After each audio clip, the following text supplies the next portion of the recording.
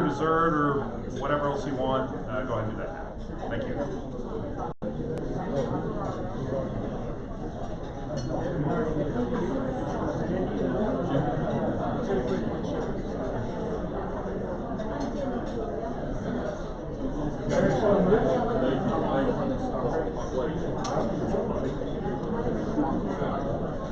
Jerry, you're the man.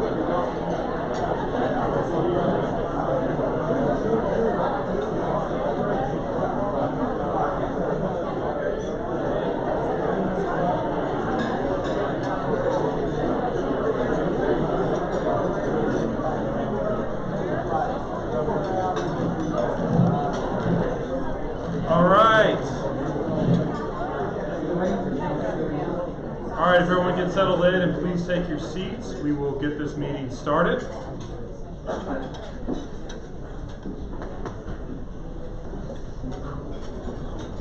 And let there be light, or just a little bit. I want to thank everyone for being here to the May meeting of the Tulsa Republican Club. I want to start out by thanking our sponsors, eXp Realty and Gateway Mortgage. Before we get started any further, we're going to open up with a word of prayer. Derek, where are you? There you go.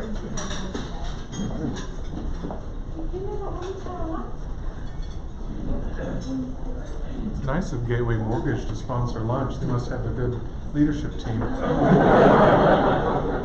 you all bow your heads with me, please? Lord, thank you for this day. Thank you for the opportunity to come together for some fellowship, to enjoy the company of leadership and those who are working to better serve our community. Please be a guide to us in the days ahead. There are important decisions that need to be made in Oklahoma City, Washington, D.C. We ask that our leaders see your guiding hand in the words they say, the actions they take. Again, thank you for this day. In your name we pray. Amen. Amen. Now for the pledge, Sheree Cook is going to lead us. Sheree.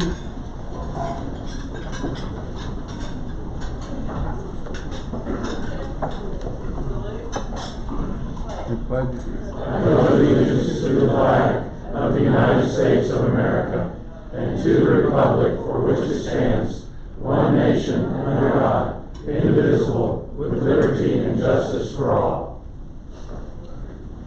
Thank you very much. Once again, I want to welcome everyone here. If you notice, we are facing the opposite direction that time, and that's because Oklahoma Turnaround is underway.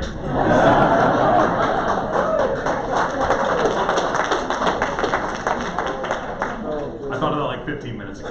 really kind to say.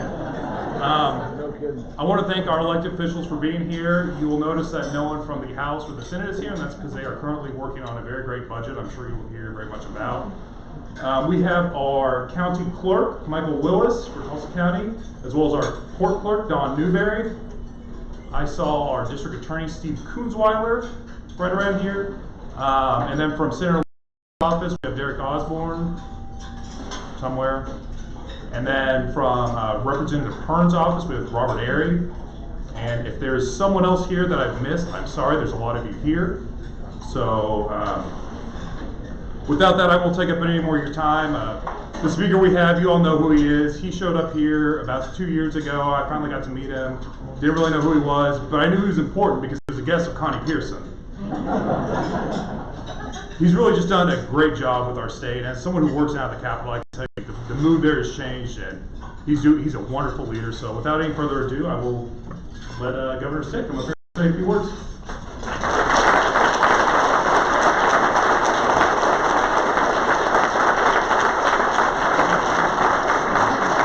Thank you.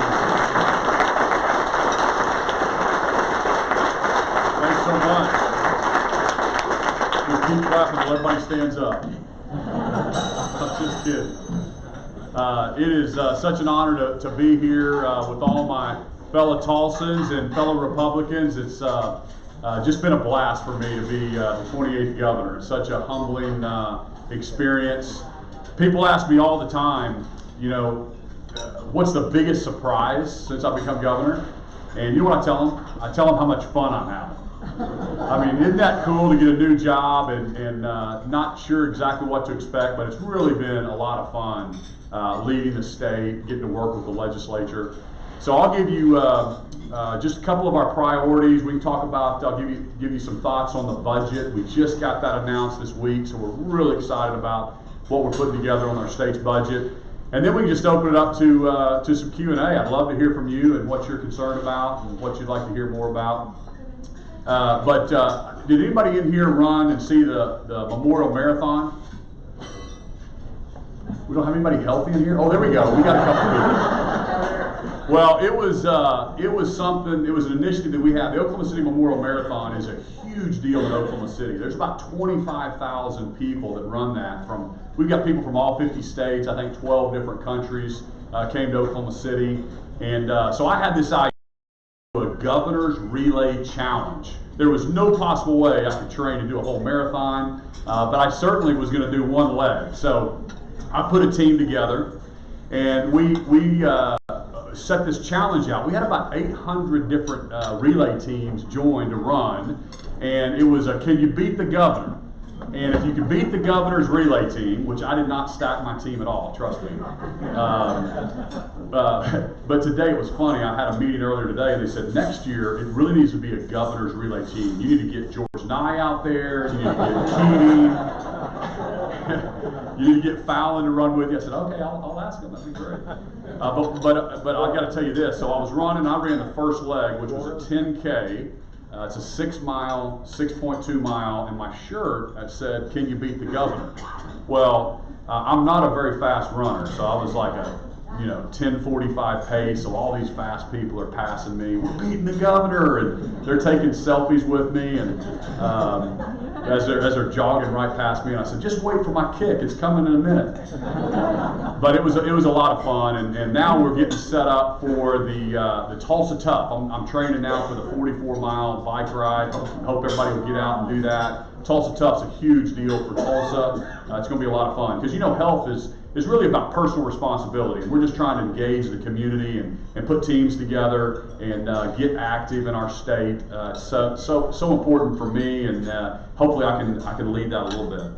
But when I first got inaugurated, January 14th, as any new CEO or new chief executive, I wanted to meet my employees and wanted to go meet the state agencies, and so wanted to kind of start changing the tone and the culture at how we run state government. And so I've visited probably 40 or so different state agencies now. And what is amazing to me, folks, is everywhere I would go, every state agency, it was like the first time a governor had been there. Literally across the street from the state capitol is the Department of Education. So I said, well, of course I'm going to go visit the Department of Education. I'll go over there. They looked back in their history, and in 1991, a governor held a press conference from there. Before that, it was 1974 when they dedicated the building. Those were the last two visits of the governor, and nobody walked the halls, and I was high-fiving with all the employees, and my favorite line is, hey, I'm your new coworker. I started about a month ago. One lady was so funny, she was like, well, if you're my new coworker, you take this cubicle, I'm going to take the one by the window. But you know, changing the tone, the culture is just so important to success and getting momentum going. And I've done the same thing with the Senate and the House. And the reason I'm telling you all that is just to tell you why we've gotten such a fantastic budget done. Because we're treating everybody with respect, we're treating them differently, we're meeting with them, I'm building relationships. I told my team, I said, I want to have breakfast at the governor's mansion with every House member, every senator before session is over. And so I'm proud to say last week was our last time. We've had breakfast now with all 149. That includes the Democrats. They had never been invited over to the governor's mansion before. So it was fun to kind of hang out and hear their perspective and build relationships with them all. We've been having cookouts, been having just kind of building relationships. And you know, my big 4 priorities this year, I'm so excited to, I mean, if you listen to my State of the State address, we have gone through and checked the box on almost every single thing that we've set out to do. And it's because of the relationships, it's because of what we're building there at the state capitol. But my main priorities when I got there, the first thing we had to do was get the structure right.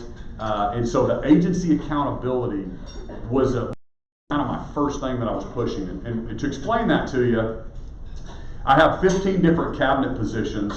There's 120 different state agencies, 400 different commissions and boards that all report up to these different cabinets. What I found was that those agencies did not really report to my secretaries or really report to the governor's office. They reported to separate boards and commissions. And so I'm happy to say in March of this year, I now have hire and fire authority for the top 5 state agencies that spend about $8 billion of your tax dollars.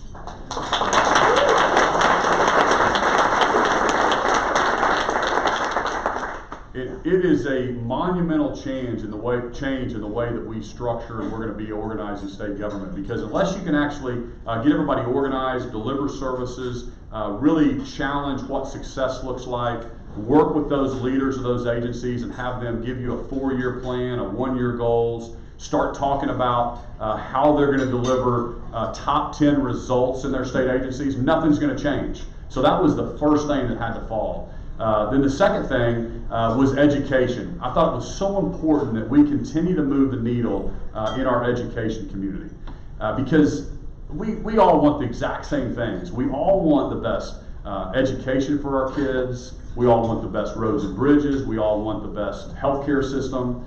And so it was important for me to move the needle in education this year. The third thing was criminal justice reform. You know, when you think about, we're #1 in something we should be number 50th at, it is so important that we start moving the needle. And so we've got 5 pieces of legislation that are going to move the needle in criminal justice. And I always have a filter. Everything I think about starts with public safety and how we're making sure that we're safe in our public, and our district attorneys, there's several in the room. They do such a fantastic job. But we wanted to continue to move the needle, help folks get the help they need, the nonviolent drug offenders, try to figure out diversion programs for them. So I'm excited to say that we've got $10 million in diversion programs that are going. It's going to give the judges more opportunities to sentence folks instead of incarceration to some help that they need on the drug front. The fourth thing is digital transformation. So when I first got there, I was shocked at how backwards a lot of the state agencies were when it came to technology. I'll give you a couple quick examples. You know, up until about a month ago, our state parks Okay, our state parks could not take a credit card. Everything was through cash boxes. You know, you put your money in the little box there. And we got a lot of business people in this room here. Y'all might help me with this. I'm not positive, but I'm pretty sure not all of those dollars made it to the treasury. So we now have the ability to take credit cards in our state parks. And we can push data. We can say, hey, you booked your campsite here last year. Would you like to go ahead and book it this year? We can start predicting. We can see everything booked up. We can start advertising and bringing visitors in from out of the state and tourism. The other thing that we're doing in technology is getting our driver's license real ID compliant. You know, 2 years ago, the legislature passed a law to be real ID compliant, which means we can fly on an airplane, you go through TSA with our driver's license instead of having to have your passport with you. So I thought that was important. First thing I did when I got there was I went to the agency that was supposed to roll that out, and I was like, what's going on? Why don't we have this rolled out yet? And I just kind of get excuse, kind of spin me in a circle, tell me how difficult it is. And I put a Secretary of Digital Transformation on my cabinet. So one person in charge of working with all these state agencies to deliver technology. And I want you to know that that agency head came back to me. He said, Governor, he said, I'll tell you this, your Secretary of Digital Transformation has moved the needle more in the last 2 days than I was able to do in the last 2 years. It's a huge deal. Now we're beta testing, real ID compliant driver's license, like when you can have it on your cell phone if you wanted. If you get pulled over, it'll send you a text and say this officer is actually, officer number 452 is behind you. Please safely pull over. It's got all your insurance information can be loaded in there. So other technologies out there in other states, just a matter of delivering results.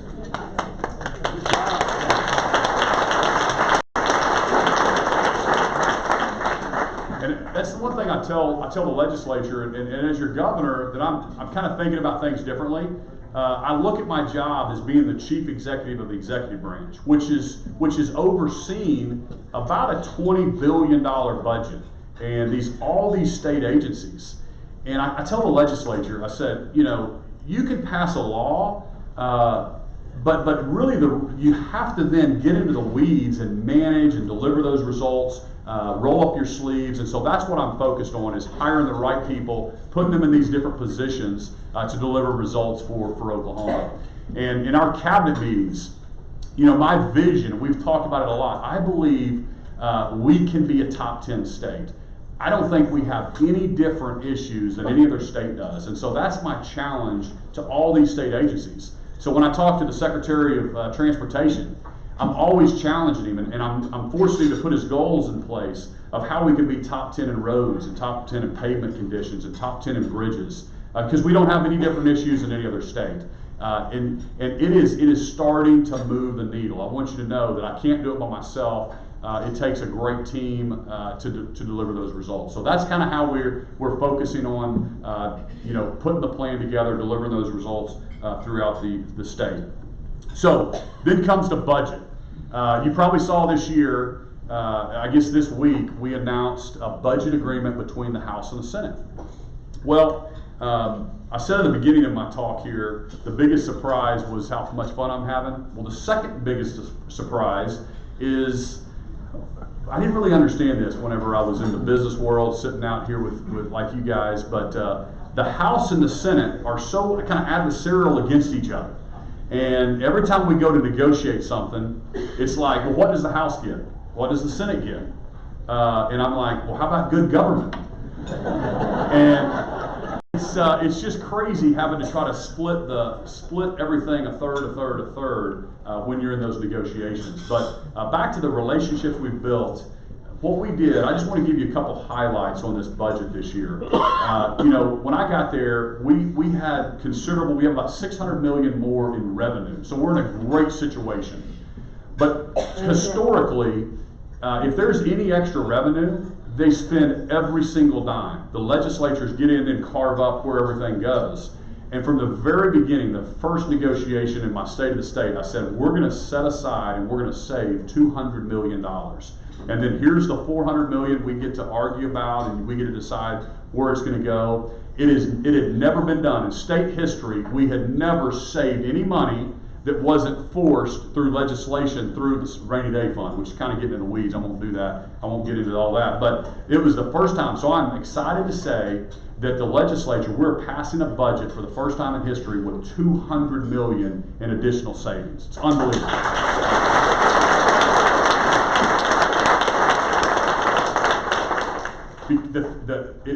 For business people, it's just a very simple concept that I tried to get across, is revenue does not always go up in a line like this. We have some good years, we have some bad years. And so we have got to, and my goal in 4 years is to have $2 billion in savings. At the end of next year, we're going to have $1.1 billion in savings. As soon as we have $2 billion, I've looked at the numbers back into the early 80s, and we won't have to cut core services again when the inevitable kind of downturn happens in oil and gas or whatever it is. We won't have to go through and go through the struggles they did last year, like banging on industry for new taxes or cutting core services. It's just such a business principle that we're bringing to the state capitol. It's unbelievable. I was excited. One of the people involved in the budget negotiations, he said, Governor, he goes, I got to tell you, I fought this for a while, but now every time they bring me the numbers, when our chamber's talking about it, I go, what's the bottom line? It's only 192 million. Okay, we got to get it up to 8. Stitt's not going to let us pass that if it's 200 million. So it worked out fantastic. The other thing, this first time in state history, our teachers are getting a pay raise for the second year in a row. Right. So we're gonna be able to plant the flag. We're gonna take a victory lap. We're gonna let the world know. We're gonna let the United States of America know that Oklahomans value education. For the first time in history, we are now #1 in teacher pay in the region. So that means more than Texas. That means more than Colorado, New Mexico. We're going to end up being #1 in the region in teacher pay, because I had to change the dialogue that teachers are valued. That profession is so important to our young people. I wanted the young people getting into college to know that they have a career as a teacher, because the magic happens between teachers, the best teachers, in the classrooms teaching our young people and inspiring them to do great things. So I'm excited about that.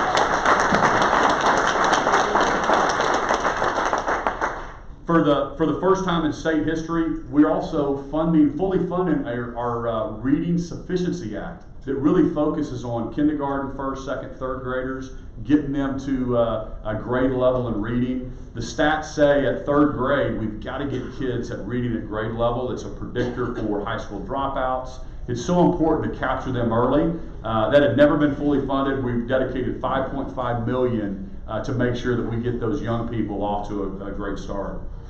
We also are putting an additional $74 million into the funding formula, which will allow dollars in the classroom, counselors, anything else that a local district deems necessary for their district. For the first time in state history, we are fully funding our roads and bridge fund, our infrastructure. $575 million so we can fully fund that 8-year plan that ODOT sets out, so we can be top 10 in roads and bridges and pavement conditions. So that's exciting.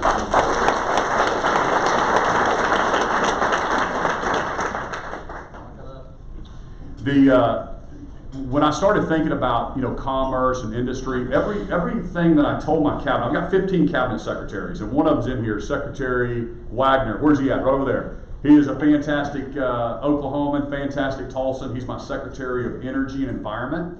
And so I told Secretary Wagner and every one of our secretaries, I said, when you're out traveling to other states and you're looking at policy where Oklahoma has an advantage, because you're going to know what advantage we have over this industry, or what state like California is doing to this industry or that industry, there's always got to be a dotted line back to commerce. So everything filters through getting the economy growing, everything filters through job growth. We have to expand our economy.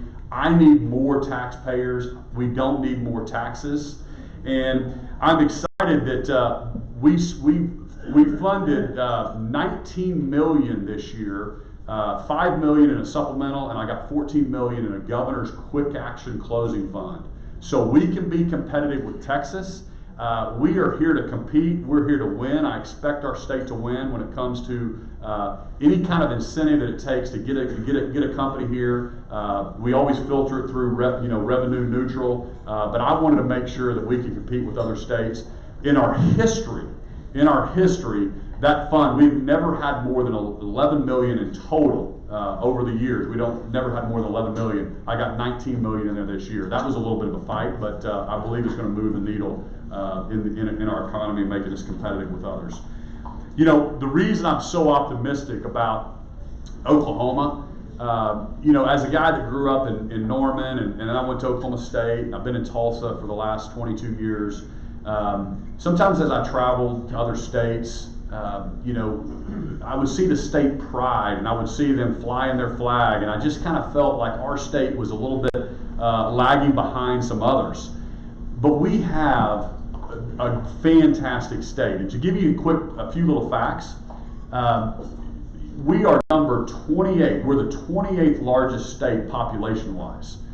Some people don't realize that. They think, well, we're maybe one of the smaller states. We're right in the middle size-wise. When you think about land area, we're the 19th largest. Anybody know that? We're the 19th largest state. I believe we have the best location of any state in the country. We are dead center located in the middle of the U.S. We're like 1,000 nautical miles from any point in the U.S. It's the best location. We have I-35 that cuts through here. We've got 40 that cuts through, 44. We have more natural resources than almost any other state. We're number 5 in oil production, and we're number 3 in natural gas production. And things that people don't realize, we're number 2 in wind energy production. We have some of the cleanest water, cleanest air, the lowest utility prices. I've talked to Koch Industries, who invested $1.3 billion in a new facility in Enid. And I said, why'd you choose Oklahoma?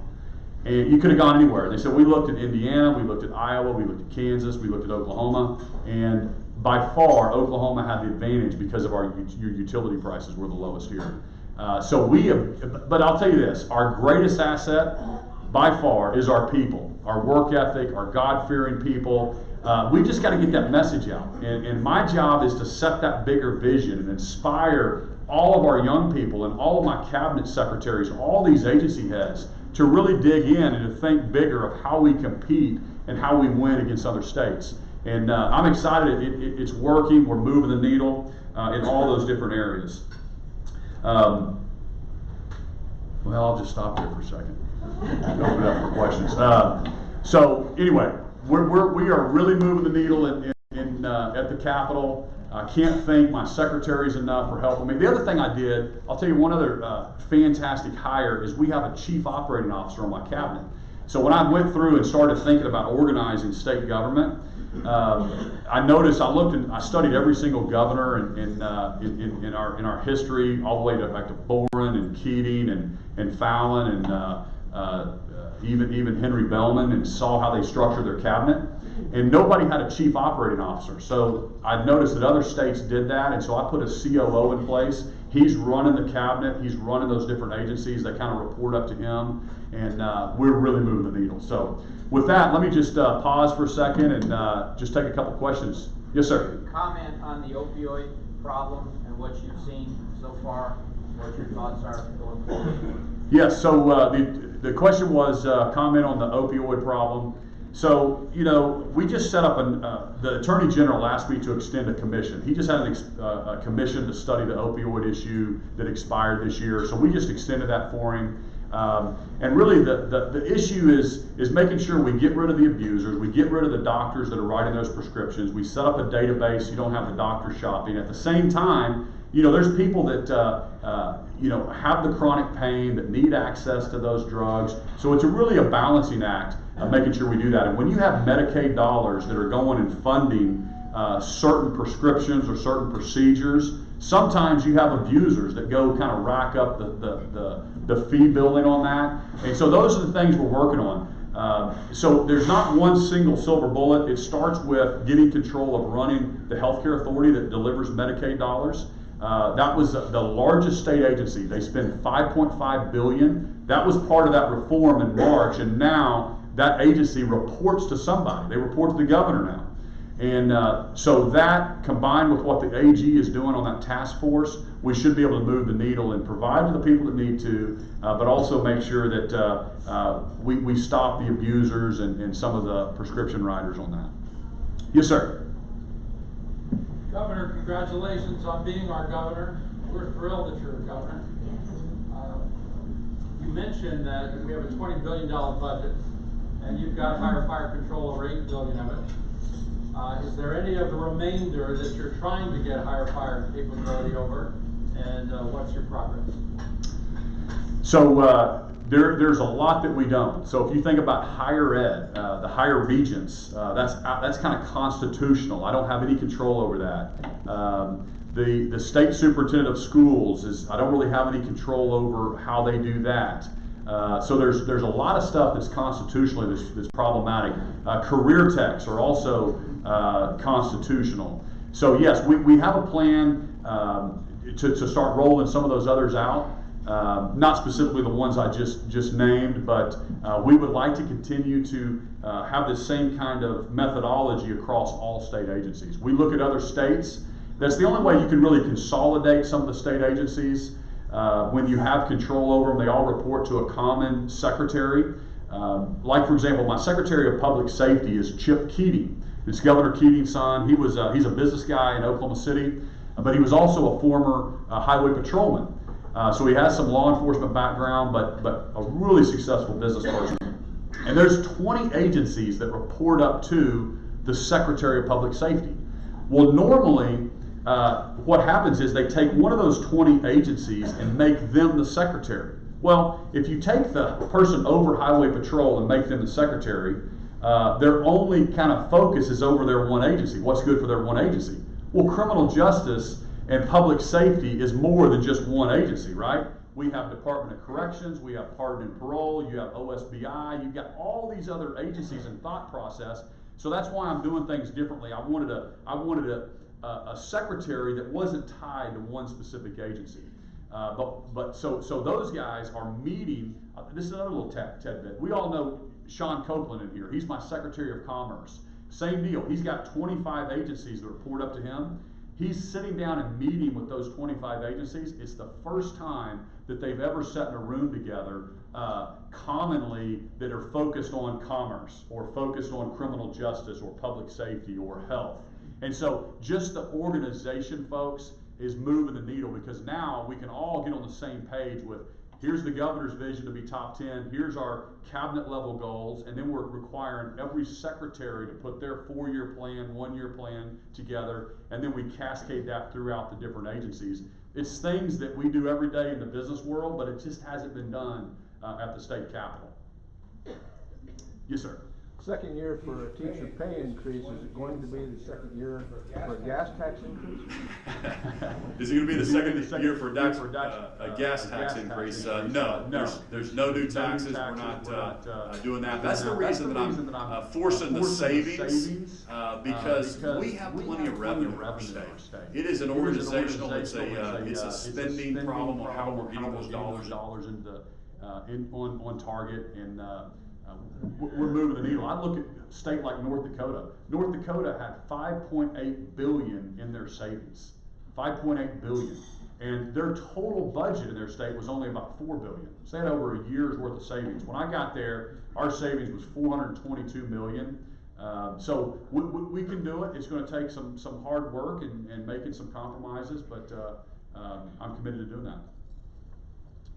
Yes, sir. Thank you very much for being the governor. You've done a great job. I hope you continue. There was a lot of noise in my industry, the insurance business, around PBM, the pharmacy bill.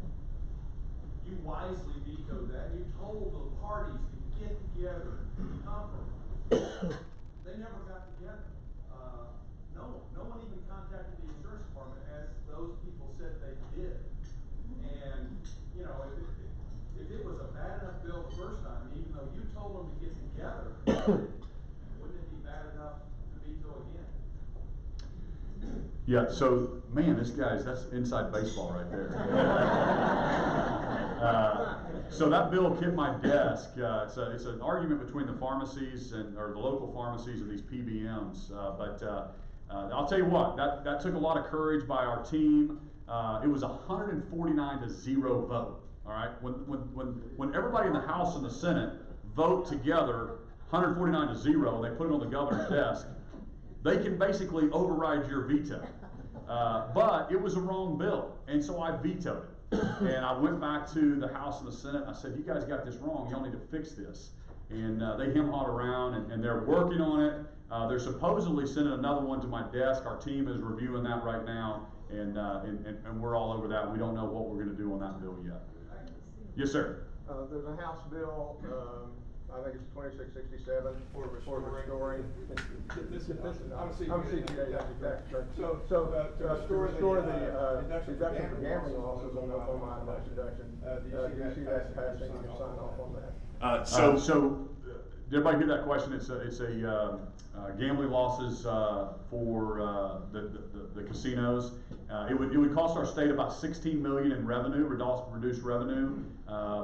By increasing their deductions, they could itemize instead of using the standard deduction. And the answer is no. I've told them I'm not gonna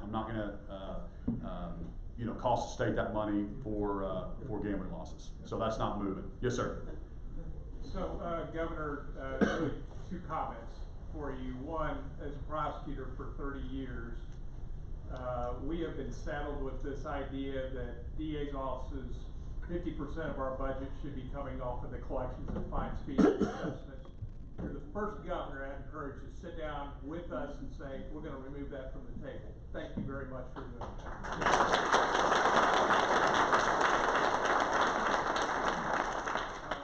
Second, you afforded me the opportunity to meet with your public safety secretary to discuss data. It's the first time I've ever had anybody who took an interest in district attorneys like Mr. Thorpe and I to try and figure out a way how we can data that we have every day and share that with the agencies across the state to streamline criminal justice. Thank you for that. Just so everybody caught that is a significant change because the district attorneys were forced to fund their operations based on fines, fees, and court costs. And it was an incentive, whether it was intentional or not, it was something that should have been removed. And so we're removing that this year. We're fully funding the district attorneys. We actually gave them more money so they could hire assistant DAs or pay markets. So we did that for them. But we're rediverting those fees over to the legislature. It's a big deal, and I don't know why it hadn't. And almost at the end, everybody was telling me, "Oh, Governor, it's too half-baked. We can't do it this year, and let's do it next year." And I was like, "No, this needs to be part of it. Let's start the process now." And we also need to do the court system that way as well to make sure that we don't have any kind of debtor's prison. There's a reason we're #1 in incarceration rates per capita, right? So some of these things are just small little tweaks. It's just kind of the way we've done it for a long time, and we're just chipping away at them slowly but surely. So last question. Yes, sir. Thank you, Governor, for all that you've done. It's been a remarkable start to your term. Where do you go from here? What's next? So, when we think about being top 10, this is an aspirational goal. We can be a top 10 state. And so we've got our 4-year goals at the state level or at the cabinet level. We've got it, like I said, every single secretary has gone down and sat down with John Budd and created their goal list. We're now doing that throughout the different state agencies. So we're going to continue to challenge and move the needle and set big goals and figure out how to deliver results through our state agencies. This off-season, I call it the off-season, so the legislature from February 4th to May 31st is when it's called sine die. That's a new term I learned. That means the legislation's over. So as soon as they end, really, then the hard work with my team, my secretaries, my COO, myself, we'll actually be digging into these agencies. And on June 3rd, for example, first time ever in history, we're bringing all state agencies together for a day-long management seminar. And the cool thing about being governor, I can call anybody and get these great speakers. I can get Bob Stoops. I can get Westbrook to come talk about teamwork. I can get the greatest business minds to come talk about looking at a balance sheet and teaching them how to look at their income statement, how to flatten out the organization. I don't believe you should have from the CEO to the frontline person more than 6 layers. Sometimes we've got 12 layers in state government, trying to shrink those down. That's more of John Budd on the consulting side. So really, our plan from now until next session is to manage state agencies. That's what our job is. And then also, I've told them by August 31st, we've got to start having our plans for healthcare reform, for education reform. How do we take Common Ed, career techs, and higher ed and get them together talking about the future for the kids? Medicaid expansion is going to be on a ballot probably. We've got the left kind of pushing that. And I've got to come out in front of that and give people an option A. We cannot let that pass, but I'm afraid it would pass if it went out to a vote of the people today without some kind of plan. So I've got healthcare experts working on a conservative plan that protects the taxpayer to make sure that we can say, here's the right way to deliver health services through Oklahoma. So I'm working on that as well.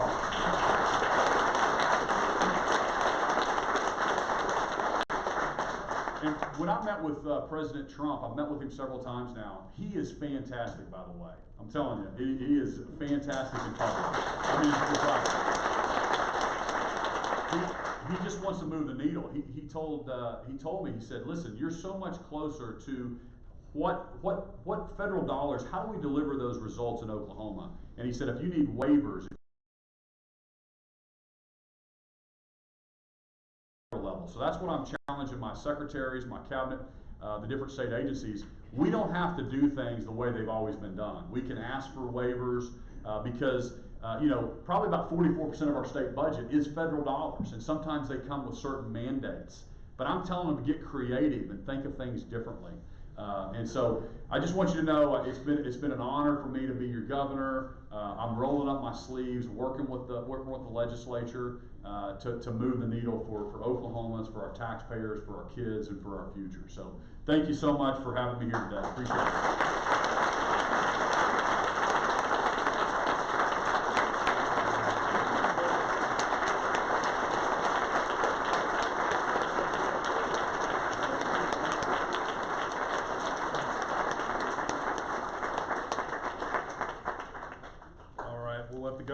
Skedaddle out of here.